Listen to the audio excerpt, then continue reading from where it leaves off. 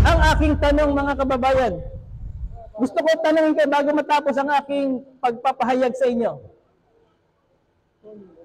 At gusto ko magmula sa inyo ang sagot. Ano ang inyong pipiliin? Kaalaman o nakagisnan? Pakilakas po, gusto ko marinig mula sa inyo. Naman, ikinukunik ko po ito mga kababayan, mga magulang. How much more sa kabilang buhay kung wala tayong kaalaman? May liligtas natin ang ating sarili. Alam na natin ang sagot. Ngayon mga kababayan, dahil talaga kaalaman ang pipili natin. Ang inyo bang narinig? Ito mahalaga ito eh. Ang inyo po bang narinig ngayon sa oras nito at mga pinaliwanag ng aking kasamaan? Malinaw na tama o malinaw na mali? Pakilakas mo, gusto ko marinig sa inyo. Malinaw na? Masya Allah. Maglambing lang ako. Kailan tatanggapin ng malinaw na tama? Masya Allah.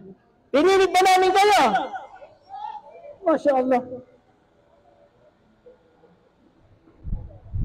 Meron ba sa inyo naghikayat mag-Muslim kayo?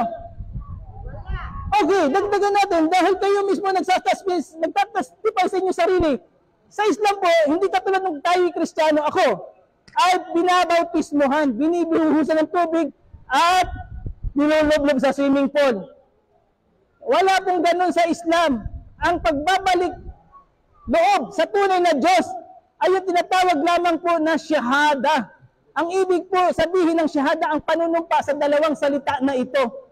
Na wala tayong sasambahin si Allah, ang tunay na Diyos na naglikha sa atin, at si Muhammad, ang ating panghuling propeta, at siya naman talaga ang huling propeta yung sinugo ng Diyos. Wala na, pagkatapos ni Jesus. So ngayon, hindi nyo alam po gawin sa wikang panunumpa na ito, sa wikang Arabic kasi nagaganap ito. So dahil po kayo naman po ay tanggap ninyo, now, sabi ninyo, saksi po siya, ay tutulungan lang po namin kayo mabanggit ito. At yun po ay tatagalogin natin pagkatapos. Okay po ba? Okay po. O sige po, tayo po tumayo at tutulungan ko po kayong saksihan ang panunumpa na ito. Masya Allah, Allahu Akbar. Wala pong pumilit sa inyo, ha? Okay, Masya Allah. Allahu Akbar. Allahu Akbar. Sige, may advice tayo mamaya pagkatapos ito. Bilang tanda na mayroon lamang isang Diyos, kanan po, ganito po ang ating kamay. Masya Allah. Ang mahalaga lang po, mga kanan po, kanan. Nanay, kanan po, kanan. Okay. So ngayon, nakikiusap ako. Tutulungan lang po namin mabigkas inyo ito bilang pagbabalik loob sa tunay na Diyos. Ang gagawin nyo lang po, magbabalik loob lang tayo sa tunay na Diyos. At mamaya, may papaliwanag pa ng konti ko sa may question and answer.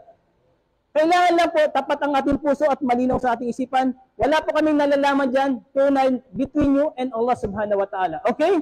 Tutulungan lamang po namin kayo mabigkas ng tama. Handa na po ba ang lahat? Banggitin niyo ito na may taus-pusong pagpapakumbaba sa ating sarili mula sa Diyos. Asyhadu an la ilaha illa Allah wa asyhadu anna Muhammad Rasul Allah wa anna Isa Abdullahi wa Rasuluhu. Ako ay sumasaksi. Walang ibang Diyos marapat dapat sasambahin maliban si Allah. At si Muhammad ay panghuling sugo, propeta ni Allah. At si Jesucristo, alipin, propeta ni Allah. Congratulations! Ganyan lamang po ang pagyakap, pagbabalik loob sa Islam. Sige po, tapos na po. Upo, magpapayo na lang po ako. Sa sino man matapat ang kanyang puso at maniniwala sa kanyang isipan, ito po ang mensahe ko po sa inyo na itinuturo sa Islam. Sa mga yumakap na bago, sabi ni Allah, yubaddilullahu sayiati hasana. Ang ibig sabihin po nito, buburahin ni Allah sa inyo ang kasalanan ninyo at papalitan niya ito ng kabutihan. Siya po lang nakakaalam nun. Yan ang unang nangyayari sa mga tumanggap sa Islam Dahil nawala na po kayo sa pagtatambal, yung shirk na napakalaking kasalanan.